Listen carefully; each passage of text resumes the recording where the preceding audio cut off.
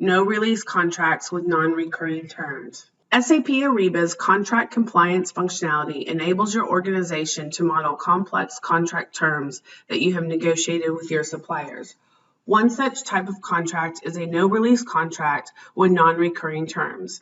These types of contracts contain terms that do not require a release or a purchase order in order to procure the material or service. Supplier invoices are created directly against the contract and are approved by an invoice approver. These contracts also do not require automatically recurring payments. Payments are triggered once an invoice is received and approved. For the purposes of this demonstration, we will assume that we are creating a contract for armored car security services, and we will cover the key contract terms fields related to creating a no-release contract with non-recurring terms. If your organization has enabled the contract authoring functionality, you will access the contract terms document directly from the Documents section of the contract workspace. If your organization has not enabled the contract authoring functionality, you will create a contract terms document directly. In this example, we have the contract authoring functionality, so we will access the contract terms document from within the contract workspace by clicking the contract terms document and selecting Open.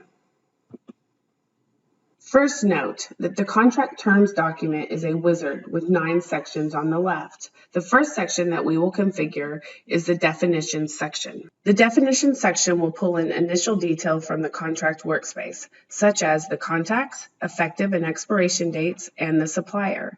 If you would like to change the details that are not editable directly within the contract terms, you may update the information directly within the contract workspace. Now let's review some of the key fields in the definition section. The contract type is an important field which defines the level at which the contract terms will apply. Item level contracts apply to the line items from a supplier. Commodity level applies to a specific category of spend from a supplier. Catalog level applies to a particular catalog of items from a supplier. And supplier level applies to all goods and materials from the supplier. For this example, I will select an item level contract. The next key field is release required. This field specifies if a purchase order is necessary to buy from this contract. In this scenario of a non-release contract with non-recurring terms, a purchase order is not necessary, so select No. Notice that changing this field removes some fields and adds some additional fields. Next, select Yes for Allow Invoicing Against Contract. Selecting Yes will give the supplier the ability to submit invoices based on the terms of the contract, since there will be no release or purchase order to invoice against. The next key field is Allow suppliers to add non-catalog items to invoice. Select Yes if you would like your suppliers to have the ability to add additional line items to the invoice that are not already defined in the contract. For this example, I will set the field to No. And the final key for creating a non-release contract with non-recurring terms is the Allow Receiving Against the Contract field. You may optionally set this field to Yes or No depending on your organization's requirements for receipts. If receiving is set to No, add an invoice reviewer to verify services performed. If receiving is set to Yes, the invoice will be verified against the receipt for confirmation of services.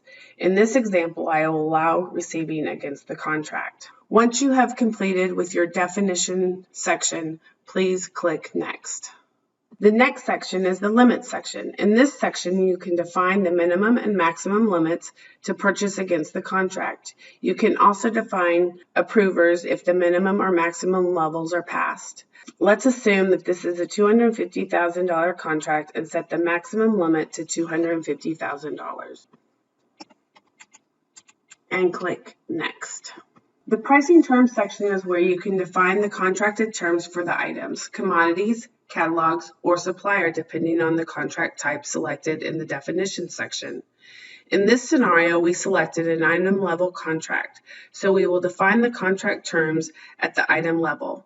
Click Add Items for materials and services. Since the contracted items in this scenario are services that do not currently exist in the catalog, select the Add icon to the right of the search bar. This will allow you to define a custom material or service for the contract. First, enter the description of the material or service. In this example, we are creating a contract for armored car security services, so we will add a line called Location 1 Deposit Pickup.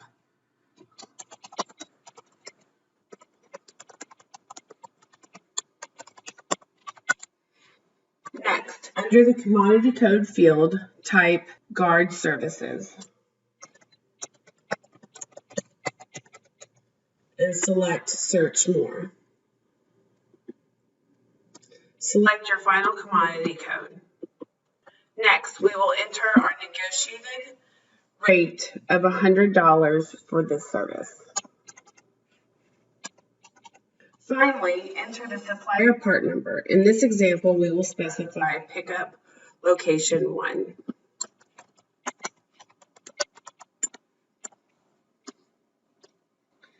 Then click OK. Optionally, set minimum and maximum limits specific to the service. Define a complex pricing structure with tiered pricing or terms-based pricing, and set accounting details and shipping information for the line item. Click Done. In the case of armored car security services or any other location-based service, you may also choose to create additional terms per location. Note that both summary and individual invoicing will be supported for your suppliers. If multiple approvers are required for individual location invoicing, create individual line items with GL accounting specified for each location. This allows proper cost allocations and easier reporting without the need to generate an SOW for each line item. Receiving is not recommended in this scenario because each line item will share a single receipt. Allowing multiple invoice approvers in lieu of receiving is ideal. For easier management, multiple approvers can be supported via the approval lookup table.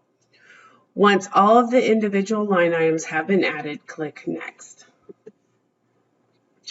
Optionally, enter milestones. This section is typically applicable for project-based work. Click Next.